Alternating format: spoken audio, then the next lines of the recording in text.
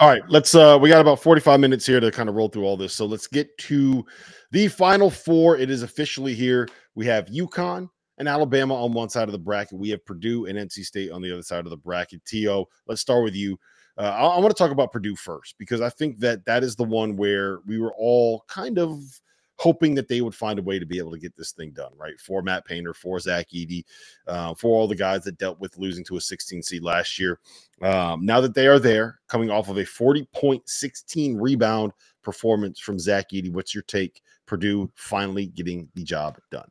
I think when Zach Edey and DJ Burns collide, there might be an earthquake in Phoenix. That's takeaway number one. Takeaway number two is good for Purdue.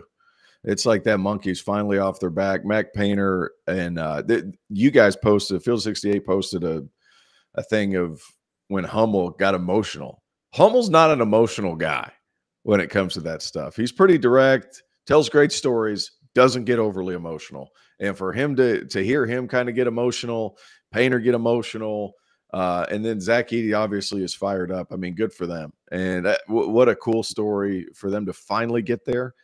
We all expected it, sure, but sometimes you just got to hang around long enough for it to finally happen. Ask Clemson, ask Alabama, ask Nate Oates. Like, if you hang around long enough, you're eventually going to make a run, and good on them to be able to do that. Really fun.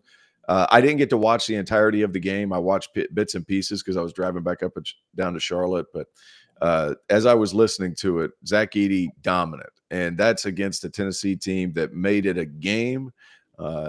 Every bit and piece, almost down to the end, at least for the first 38 minutes. So a lot of fun. Congratulations to them. And I'm almost bummed because I felt like Tennessee kind of deserved a Final Four spot too. They just happen to be in the same bracket as Purdue, and you're just not going to beat Purdue. Yeah, that's a great point. I think that when we talk about Rick Barnes and his legacy, at the end of the day, the fact that he ran into Purdue here, they were deserving of a slot. When I power ranked the Sweet 16 last week, Tennessee was in my top 5, but the problem was Purdue was also in the top 5. So there's no doubting that.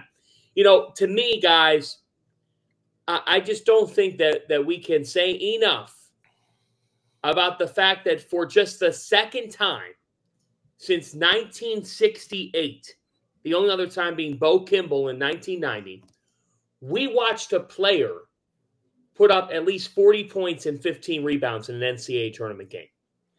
And the fact that the best player in this sport, how many Heisman Trophy winners have flopped under the bright lights? How many great players, MVPs, have not been able to do it when it matters most because the opposing team is so fueled to stop them? Yep. What we're watching right now is as great of a 2-year run in college basketball as you are going to find from a single person and player. And what we're watching right now is a program in Purdue get a long overdue moment of total nirvana. This fan base was the butt of all jokes last year. Mm-hmm. Even this year, every time we've talked about Purdue, we're still getting it. And to those people, I say, I will not give you the time of day in Phoenix, Arizona. Because if you are critical of this, you aren't a happy person. This is an amazing story. And it's Zach Edey, who is the first Division I player to lead the country in scoring and be in a Final Four since Oscar Robertson.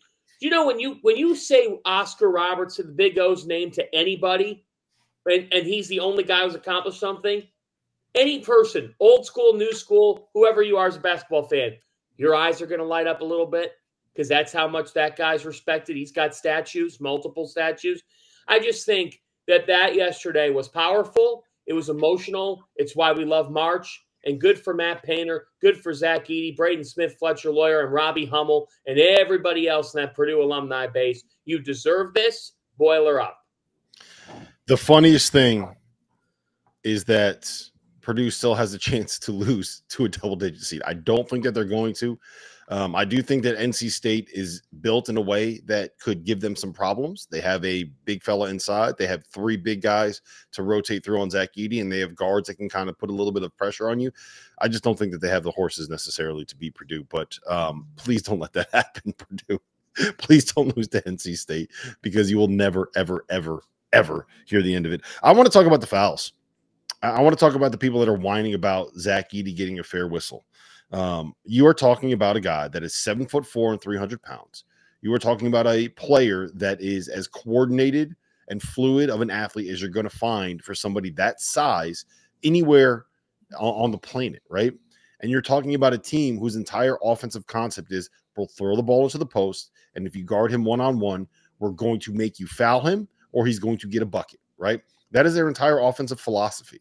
And what Tennessee did was they decided to try to guard him one-on-one.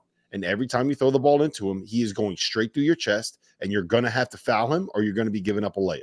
Right. Whereas Tennessee on the other end of the floor, and Tennessee, by the way, one of the most physical teams in college basketball. You can Maybe call 25 fouls. Yeah, you can call 25 fouls on them every single game, regardless of whether or not they are playing Zach Edey. Tennessee on the other end ran everything through a guy in Dalton Connect, whose game is built around getting jump shots, right? Sometimes it's in the mid-range, sometimes it's spotting up for 3.